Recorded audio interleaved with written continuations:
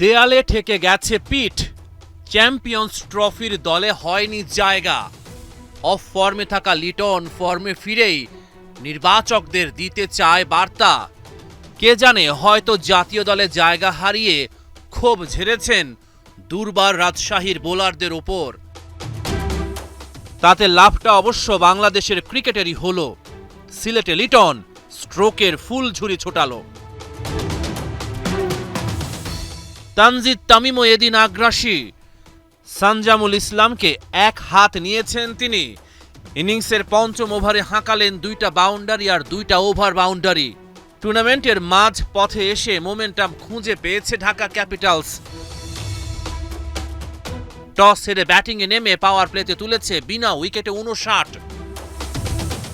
24 বলে লিটনের 50, এক একটা ছক্কায় কেড়েছেন নির্বাচকদের দৃষ্টি।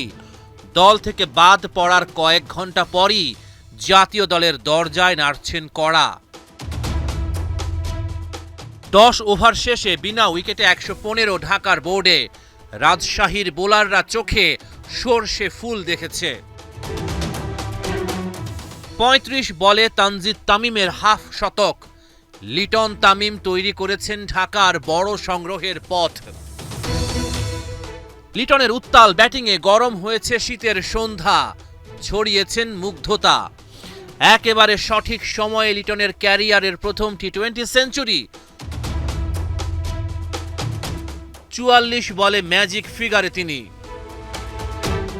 আত্মবিশ্বাসের তুঙ্গে লিটন কুমার। তাসকিন আহমেদের আনপ্লেয়েবল বলটাতেও মেরেছেন 4। পরের বলেই হাঁকিয়েছেন ছক্কা। 19 ওভার শেষে ঢাকার সংগ্রহ বিনা উইকেটে 231। 62 বলে তানজিদ তামিমের সেঞ্চুরি। লিটনের সাথে গড়েন 241 রানের রেকর্ড জুটি।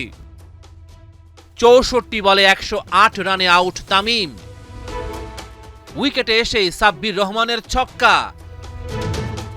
ইনিংসের শেষ বলে লিটনের ছক্কা। এক উইকেটে 254 রানের বিশাল সংগ্রহ গড়ে ঢাকা।